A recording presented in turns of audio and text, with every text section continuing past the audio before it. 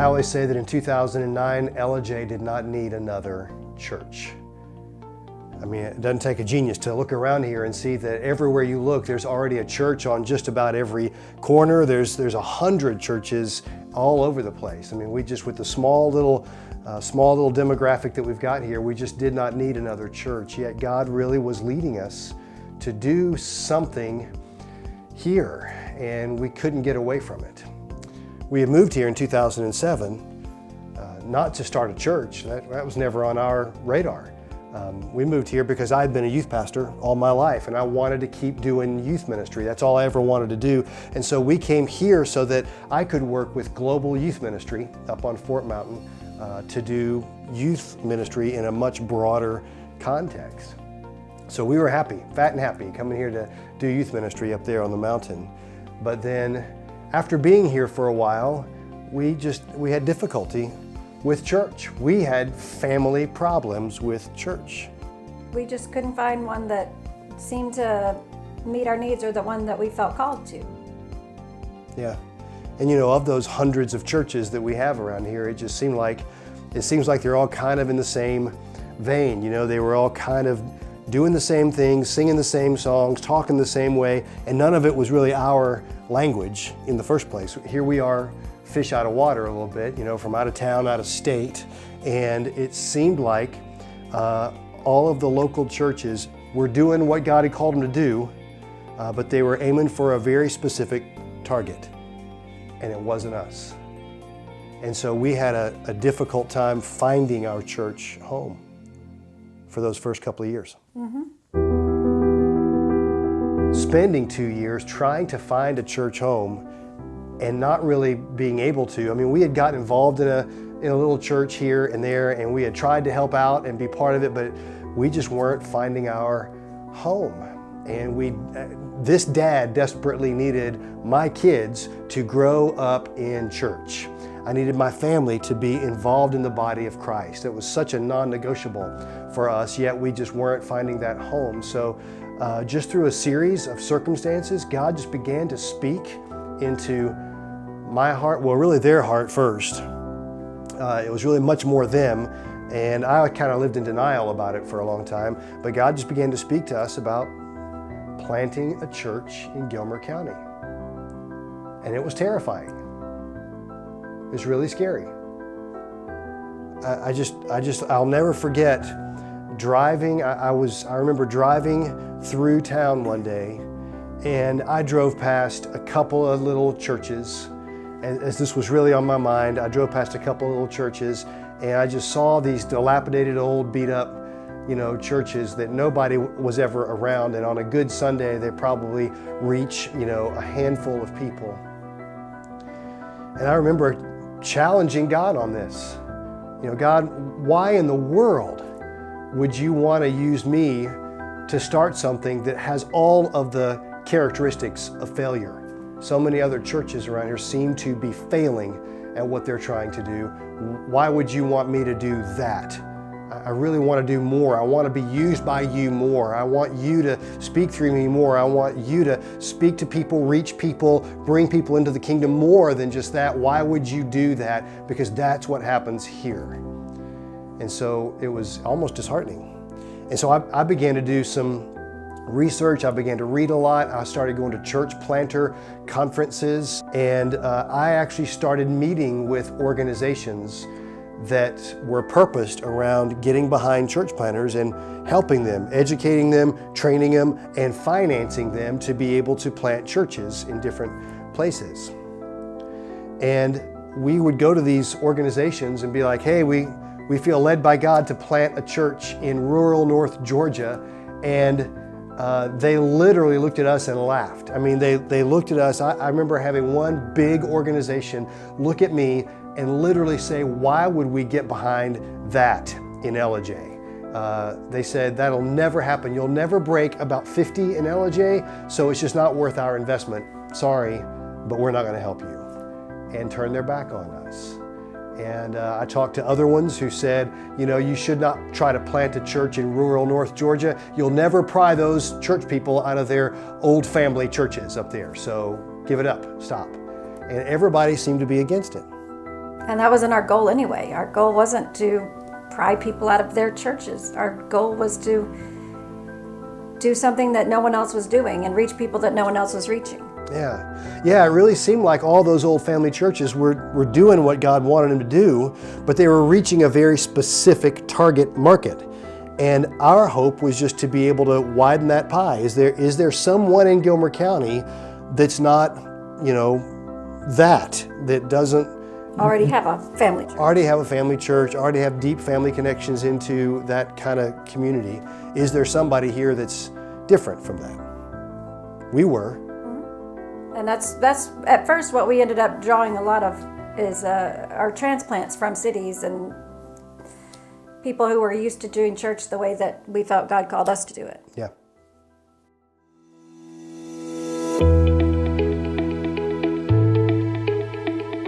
So we had met a few families that felt the same way that we did, and we started meeting with those families in our living room, at dinner, just talking through these things, and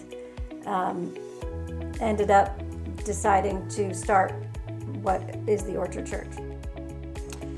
Yeah, we started meeting together for prayer and Bible study, talking about what church is, what local church ought to be, and we just began to be working through that. And our plan was to start having little church services, in the little log cabin living room on Sunday mornings from January 2009 up to Easter, and then on Easter we'll launch something. We didn't know what that meant, and we didn't know, launch something. We don't know what that even looks like in LJ. But that was the big day. Yeah, Easter was going to be the big day. So we started meeting in January, just Sunday mornings with that little group of people, and it began to grow right away. I mean, we weren't publicizing, we weren't advertising, we weren't talking to anybody. I mean, we were talking to people here and there, but we weren't publicizing, we weren't advertising, we weren't telling folks in general about it. We were just meeting together, and it started to grow. And our plan was to maybe launch something in a bigger venue right at Easter time. We did not have that venue at the time, but our little Sunday morning gathering grew to where we couldn't fit in the log cabin anymore, and an opportunity came open for us to start meeting in the LJ movie theater. And we asked God why. Yeah. We before we even launched, we became a portable church where we had to move everything in and out every single week. Nobody likes moving. Everybody hates moving, and we had to move in and out every week. And so on Saturday nights, Saturday nights after the last movie, we would go in and we'd Lysol down all the chairs, and we'd mop and clean. We'd move staging in and lights and all this kind of stuff just to get ready, all in preparation for launching. And we started meeting. We'd have 40, 50 people in there on a Sunday before we even launched. It was crazy. It was really crazy. And so it was this crazy moving in and out all the time. And we got ready and continued to grow. And we launched on Easter Sunday, I think, with just over 100 people. I think so. Yeah, I think it was just over 100 people. We went the next week. Immediately we grew from about 100 to about 60 again, didn't we? I mean, I think we immediately grew from 100 down to back down to about 60 right away. I don't know. Yeah, we did. It was kind of this big surge forward and then a fall back, and then we slowly began to grow more and more. And it was really interesting to watch how people were willing to just be all on it with helping us move in and move out every week at that dirty, smelly movie theater. Yes, that was in 2009 before the new owners bought it and did a lot of remodeling and redoing all of it. It was much better then. Yeah, in the middle of all this, Jeremy and Hannah Towns, who we did not know at the time, bought the movie theater. And so the guy that had owned it previously, that we had our deal with, came to us and said, yeah, I just sold the movie theater, and so you'll have to talk to them if you want to keep meeting here. And we were terrified. But we were able to continue meeting there for that next year and a half or so. For the same price. For the same price. Zero. We never paid a dime to be there. We had the key to the movie theater and could go in and out anytime we wanted. Unlimited movies, I guess. Yeah. So yeah, we did that for about a year and a half, and it was rough. Moving in and moving out all the time. It was rough. It was late nights and early mornings. But we continued to grow. We were packing the place out all the time. So we had to move again. Being in the movie theater wasn't enough, so we were able to work out an agreement with the school system to meet at the LJ Elementary School in the auditorium in the surrounding areas. And so it was even more moving in and out, because then we were going to add a full-blown children's ministry to what we were doing. We needed so much more equipment, so we had to buy a new trailer, and we filled it full of equipment. We had a big system down to move in and move out all the time, and so we were always arriving at 5 o'clock in the morning and trying to get set up. At that time, we would have one service and then immediately take everything back out again, and it was a lot. It was a lot of work on our volunteers, and it made it very difficult for volunteers because they were working a lot. Yeah. But the stage was great. Yeah, the stage was great there. David Felker is the man who was always there. You could always count on David no matter what. And he was there at 5 o'clock in the morning or whatever time, and he would bring the trailer over and we'd unload everything in and start setting all the stuff up. And then he was there all the way till we were done that afternoon, taking stuff back down and packing it back in the trailer. And David Felker is the moving man. Yes. He's gonna have extra crowns in heaven, I think.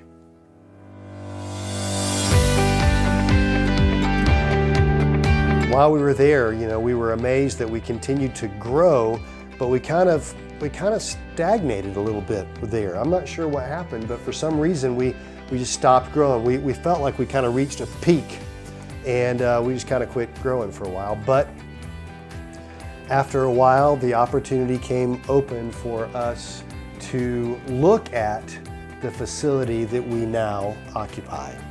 And they came to us one day and they said, "Hey, we've got a deal you can't refuse. Come look at this facility." And we went up on that hill and we looked at that facility, and it was not great. We were not overwhelmed by it. And not only that, but they wanted just shy of $1 million for that property. And we had just shy, in our pockets, we had just shy of like $1. We had nothing at all. And they were like, "Yeah, for just under $1 million, you can move right on in here." And we just said, don't call us, we'll call you. I don't know what happened. Somehow there was a miracle that took place behind the scenes, but they dropped their exorbitant price down to nothing. I mean, they were asking just under $1 million, and they dropped it down to $320,000. It sounded like a good deal to us, but the only real hiccup was they had some requirements where we had to come up with $90,000 just to get in. We had to come up with $90,000 up front to get in. And our church had never raised money before. And we were a tiny little church, and we just didn't know if we could do that. But this is 7.8 acres that would hopefully become a more permanent home for us. And we just really felt God leading us this way. So we went to the church in November and we said, we got to move on this. We got to move on this. We got to raise $90,000, and we got to raise it fast. We got to raise it by the end of the year. So we had like 6 weeks. I think it was 6 weeks that we had to raise it, and it was holiday, it was Christmas time.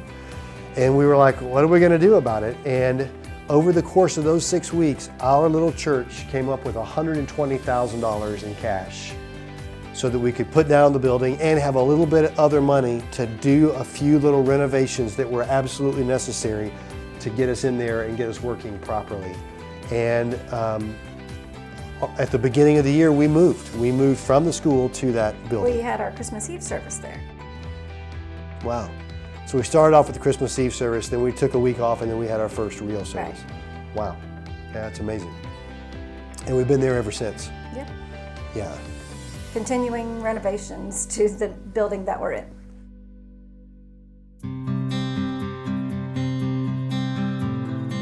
So 10 years later, 10 years later, has it been worth it? Yes, it's been a whole lot of work, but just to see the ways that God has blessed our own family and our own lives and the lives of other people in this 10 years has been really amazing, because we turn around surprised all the time at what God is doing in the people's lives around us, in life groups, in our community, and how God uses us in all of those things, and we're amazed all the time. Yeah. I think I know it's worth it every time there's a baptism.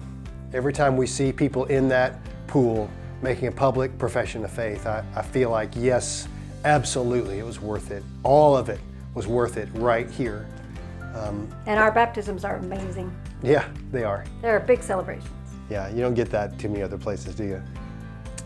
One of the questions we ask all the time in staff meeting, we ask that if our church were to suddenly disappear tomorrow, would anybody notice? And we really feel like we have made an impact, not just on the people within our church, but on our community as a whole, because we've stepped up where at the time nobody else was willing to step up. You know, Halloween as a downtown event to reach out to families wasn't a thing 10 years ago in LJ. There's a lot of families, but nothing for those families downtown. And at the time, no other church would be involved. So we decided to step up, and we decided to be there to reach out to families. And now, this past year, it seemed like it's mostly a church thing, where all the churches are doing that. You know, I think about Tower Road, and I think about the impact we've had there, and the numbers of kids whose names we know and whose lives we have an influence on out there at Tower Road. I think that's a huge deal. I think that God also brought to our hearts the fact that we need to be serving our community by going to the people, not making them all necessarily come to church to do this or that special event, but we need to go to where they are and reach them where they are. Yeah. I think this church has a heartbeat to do exactly that, to go where they are, to be like Jesus and go to where people need to be loved the most. And this church steps towards people rather than shy away from people. That's how I know it was worth it.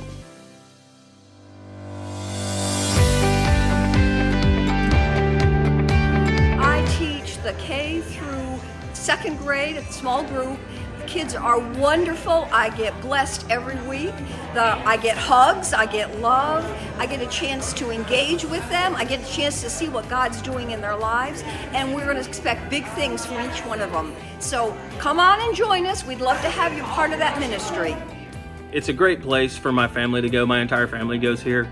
I really enjoy it. It's got a very, very laid-back atmosphere, and you know, it's very down to earth, I guess you could say. I understand the message, and it's explained to me thoroughly. And I've never really heard the same sermon twice, so you're always learning something new. We belong to the Deuce's Life Group. I feel like our life has changed since we've been coming here. For me, I've just become a better person, really. And together, we've just grown in Christ. And better family. Yeah, we are closer.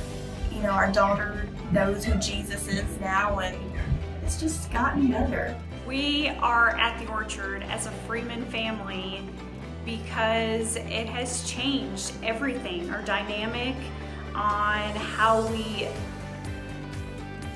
organize our family and loving God.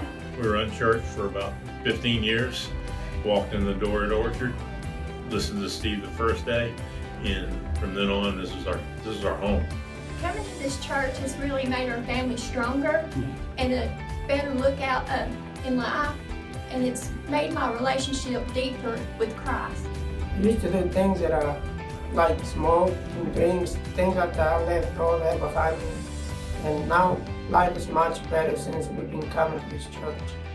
It's just such an amazing community. Everyone here is so tight and close-knit.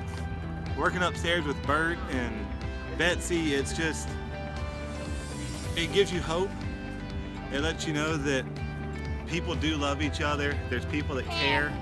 Seeing the kids raise their hands and praise God, it makes you want yourself to live a better life. You watch yourself when you're going around and just be that person the kids see you be. And I love the Orchard Church. What a great bunch of loving people, and it is a pure honor to serve on the safety team. I love being a tool used by God to be able to influence kids' lives, and it's a boatload of fun. I serve at our Celebrate Recovery on Friday nights. I serve in the tech booth on Sunday mornings, and being able to serve is what honestly has kept me sober this long.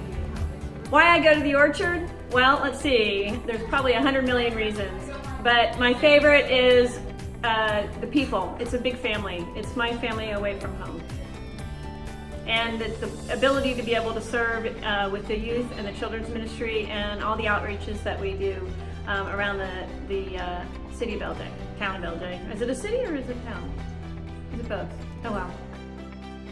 The past year, 2018, was a great year because it was a life experience getting my citizenship, and it was great. And so I've been going on with this, trying to get into this for a long time, and finally, so it was great to share with my family church this great news.